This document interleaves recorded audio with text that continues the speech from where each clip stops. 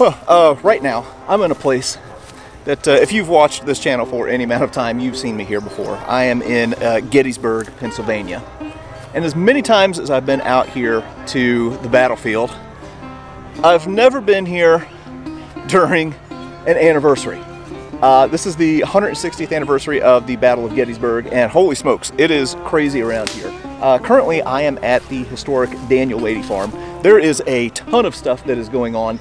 So I thought that I'd kind of do what I normally do and just carry the camera around and point it at myself like an idiot every once in a while and show a little bit of what goes on during an anniversary at Gettysburg and yeah, see what we can learn.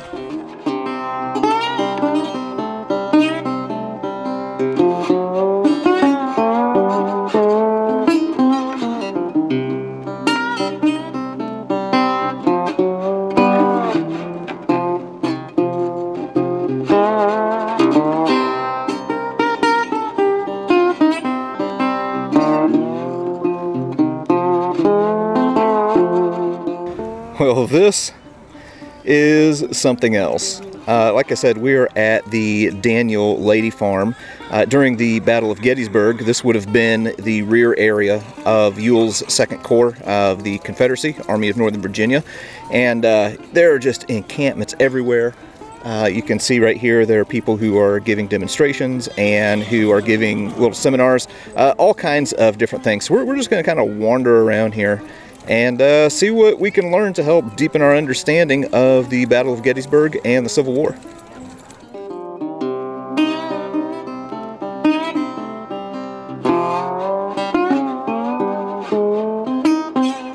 Hey, look at here. Got a little photo opportunity going on here. Looks like a little modern day Matthew Brady. Okay, I've made my way over to a different part of the battlefield, and as you can see right here by this flag and this one right here, we've made our way into the Confederate encampment. Okay, so we're representing the 7th Arkansas Field Artillery Blockers Battery and the 1st Arkansas Mountain Artillery Shoops Battery from Northwest Arkansas here at Gettysburg. This is a 6-pound field gun. It's 1841. It would be a bronze tube originally. This one is reduced bore for Civil War reenacting and living history programs. It would have fired originally a 6-pound either solid shot, case shot, which is an exploding round, or canister shot. The crew here, you'll notice there are 4 people on the gun. We have a gunner standing in the back, and we have the number 5 to deliver powder. You would also have a 6 and 7 on a limber that would be 14 paces behind you, or 14 yards actually behind you. Each person on the gun has an implement and a job to do. The number 1 has a sponge rammer. Sponge on one end, rammer head on the other end. The number 2 has the worm, and as we go through this, you're going to see each of them do this. We're doing this dry today, which means both of these positions would have heavy gloves on, but we're not doing that right now. The number 3 would also have a thumb stall on and a priming wire that he would use the thumb stall to cover the vent the entire time the cannon's being loaded, and then the vent will puncture the bag once it's in there with the powder in it. The number 4 will have the friction primers and the lanyard in his box, in his little bag he would be wearing. The gunner will sight the piece, will give all the commands, is in charge of this piece. We'll take their commands from a lieutenant who's a section chief and a sergeant who's over that. And then we have the man that will carry the powder round up to the front of the gun. So I will explain each step that's going through as they perform their duties. Gunner, it's all yours. Cannoneers to your post. They've just been called to attention. They know something's about to happen. Load. Now, number 1 steps in, number 2 steps in, number 3 is going to yell vent clear, meaning he has used that priming wire to make sure there's nothing obscuring the vent. Number 2 comes in with the worm, make sure there's nothing in the tube. Number 1 comes in and sponges in case there's anything burning from the last shot still in the tube. When you hear that pop, it means that this tube had a vacuum seal. The gunner is having the number 5 advance the round to the number 2. The number 2 will take the round out of the gunner's haversack, placing the round in the muzzle of the gun, retrieving his implement, and stepping back. Number 1 is now ramming the charge home. The charge is now seated in the breech of the gun. Now, For reenacting purposes, they are putting their implements on the wheel hub because that's a requirement here at Gettysburg for us to do this. In the real situation, they would not have done this. Now the gunner is going to call for the number 3. If they need to aim the piece, the gunner would step up and aim the piece. Number 3 would be back on the hand spike. The gunner is using a device called a pendulum Haas that would sit on the back. The field goal symbol, as it were, means that the gun is aimed and good. It is in position. Now the gunner will give the next command. Ready. Ready! Now they've been called to ready. The number 3 comes in and punctures the powder bag with the priming wire. The number 4 puts the friction primer in and backs off with the lanyard. Number 1 and number 2 are checking down range, as is the gunner, to see where this round lands, hopefully. Fire! Number 4 pulls that lanyard, causing a spark in that priming wire, which sends a flame into the tube, exploding the power bag, launching the projectile out downrange. And if everything worked well and they called out for a case shot 900 yards, it's going to explode at 900 yards over the head of the enemy. 80% of the rounds exploded, 20 did not. So now they're clearing the gun, they're stepping back, the gun is serviced and ready to be loaded again or to be secured for travel if need be. Any other questions? No, that was good. That's very interesting. Thank you. You're welcome.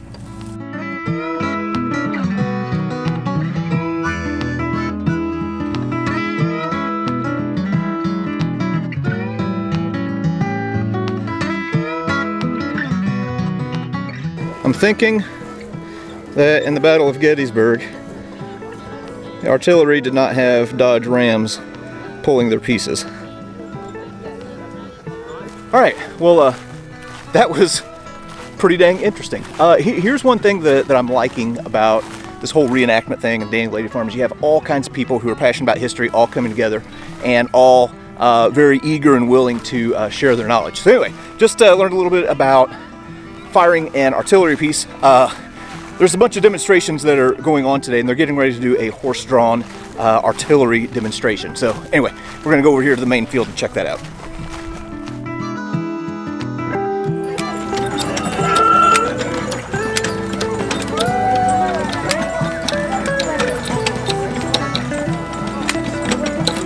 During the Battle of Gettysburg, there were 575 Union guns here. There were about 400 more Confederate guns here. So you can imagine how many horses there were. There was a battery of 6 guns with 6 caissons, 100 horses and 100 men approximately. So these horses would consume 3,000 pounds of forage per battery per day. So when you think about the battle itself, all this logistics of feeding these animals, there were thousands of horses killed here during the battle, and basically during the Civil War they consumed horses. By the end of the war, it was beginning to be hard to find horse flesh, particularly in the South. So the gun is now loaded. The gunner commands, "Ready!" Ready! At ready, number 3 steps in, pierces the bag with priming wire. Number 4 inserts a friction primer into the vent. Number 3 allows the slack to be taken out by 4, and the gun is ready to fire at your discretion. Fire!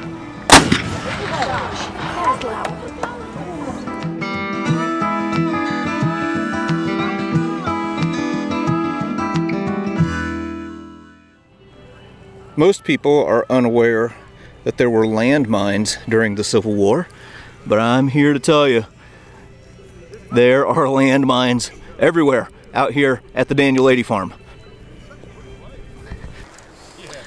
All right, right now I've come over to the Union encampment, and there's all kinds of awesome stuff going on. And I heard somebody in the crowd here say, "Oh my gosh, it's the ugly guy from YouTube."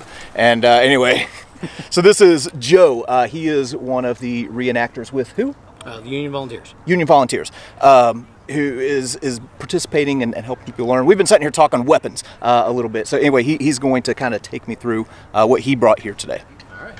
So what I have here, this is a dispenser carbine.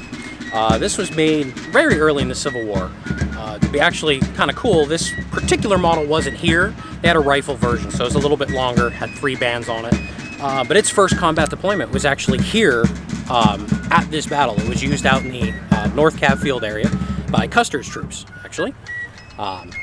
So I just happened to acquire a original example of that, and I did some restoration work on it over the last couple of months, get it back in serviceable order, and brought it out for a little bit of trial by fire, so to speak. But these are pretty neat. These actually replaced a different type of carbine that was used very extensively here, and it's called a Sharps. A little bit different design, but that one's a paper patch. This uses a cartridge, and I can show you. This is a blank version of those, but this would be about what those bullets look like. These used a 7-round tubular magazine in the buttstock back here, and then cycled very much like a modern firearm. So modern, in fact, to buy the reproductions of these, you need to have permanent. Oh, wow. Yeah. Well, hey, that's super interesting. Yeah. Very nice weapon, and also very nice beard, I might add. Thank you. Thanks.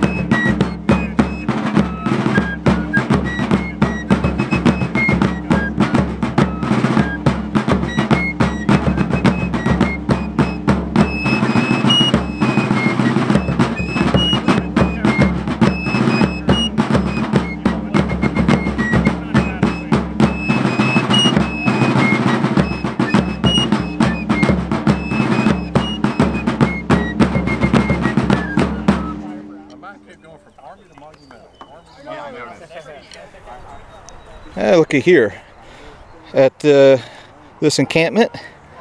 They also have a laundress, which I'm thinking that I might need to make use of, because holy cow, I am completely drenched in sweat right now. I am nasty. Alright, I just found the Dr. G's sarsaparilla and orange cream soda. I don't drink soda very often, but I do like orange cream, so we may have to take a break here and try one of those out. Alright, I can confirm that the Dr. G's orange cream soda is quite tasty. Alright, so we've had a chance to kind of wander around the camp. Again, I've not showed a fraction of what is going on here. It's insane. But the big event today is a reenactment of the fighting that took place on the wheat field on July 2nd. So we're going to go up and yeah, take a look at this big reenactment of really my favorite part of the Battle of Gettysburg.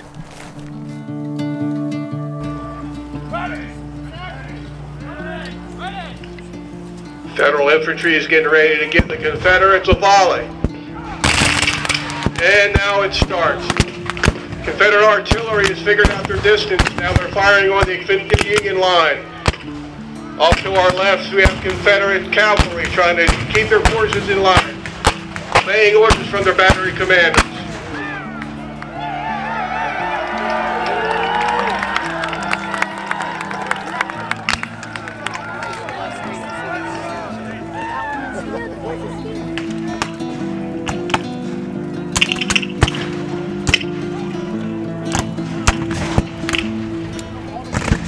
right, so you can hear the rifle fire and cannon fire going off here in the field. Here's something that's kind of cool. The artillery, they're only using a fraction of the powder charge.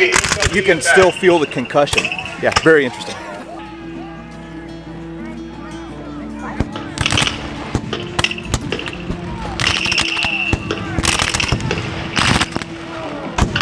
Now it's a duel between infantry on the Battle of the Wheat Field.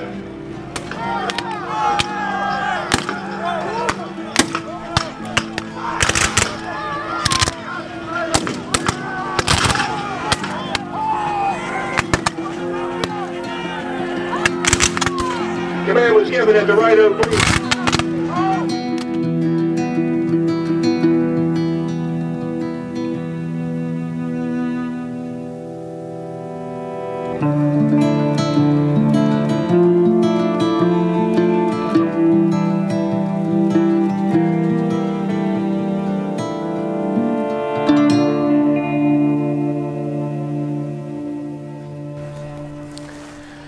All right, well, things are kind of wrapping up with the reenactment. I can still hear some cannon fire going on back there, but this was legitimately cool. People have accused me of being a little bit of a recluse and not getting out, you know, where there are actual people. But I had a lot of fun today. Met a whole lot of people who are fans of the channel and had some really nice things to say. Also got to learn a lot. So when you come to Gettysburg anniversaries, 160 in this particular case, man, you're getting a concentration of people who love history and who are willing to kind of share the things that they know. So yeah, this was a very, very cool experience.